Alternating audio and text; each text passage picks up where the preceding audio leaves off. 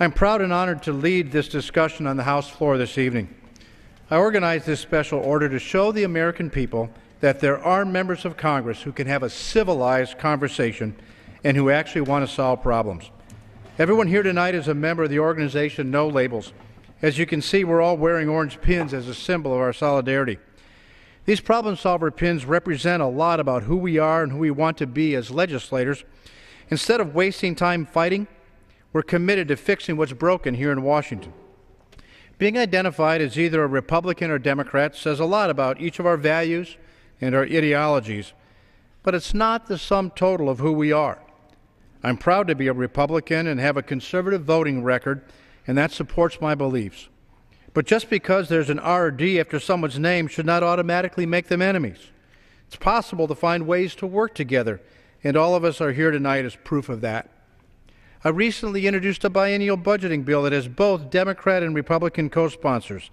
This is just one of many examples that show that both sides of the aisle can get behind legislation that will help better our economy. Unfortunately, Congress has come to a point where problems are not getting solved because too many are yelling and not enough are listening.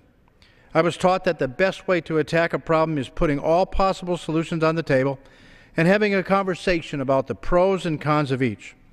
Nowadays in Washington, the meaning of solution has become a euphemism for undercutting the other party. Sound bites have replaced conversations, which has made attacking others easier and more widespread. It seems like every time you turn on the television or open a newspaper, there's some headline about Republicans and Democrats spewing vitriol at each other or playing another round of the never-ending blame game. This type of behavior and unwillingness to work on solving problems must end in order for our country to move forward.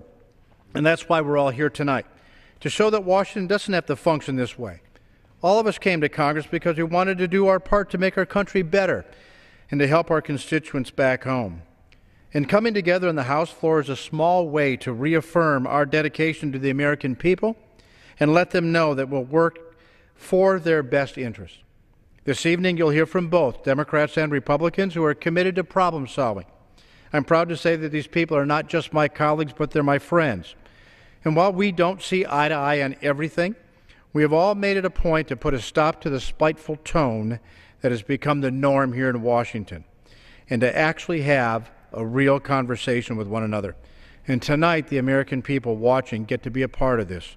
It was 2009. In fact, it was around Christmas time, 2009, where I became convicted about possibly running for Congress for the first time. I'm in my second term, Mr. Speaker. And I came here to this chamber, not just represent the citizens of Northeast Wisconsin, but I came here because I believe that the fabric of trust between the American people and its government has been torn. But fabric torn can be mended.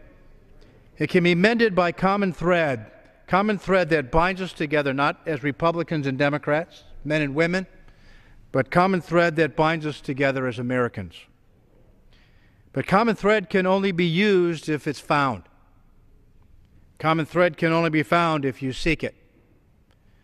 One of the reasons that I feel we sometimes can't repair this torn fabric is because it's so difficult to find the common ground.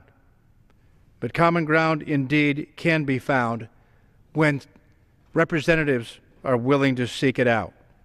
You know, Mr. Speaker, our founders established a representative republic and instructed us. And they said if we could find agreement, do those things. But if we couldn't find agreement, they warned us as well. They said that where you can't find agreement, it might be best for you not to do those things until you can, in fact, find agreement. And so we have to go out and we have to look for it. And I could talk to my Republican colleagues every single day. In many respects, it's like preaching to the choir. And I think that preaching to the choir is a fine thing. I mean, you often preach to the choir because you want them to sing. But the fact of the matter is, I have agreement with my Republican colleagues on most things. Not everything, but on most things. So therefore, I must go and I must talk to my colleagues on the other side of the aisle. The fastest way to mend that torn fabric is by meeting people, by building trust, by taking the time to understand them, and then seeking for the areas of common ground.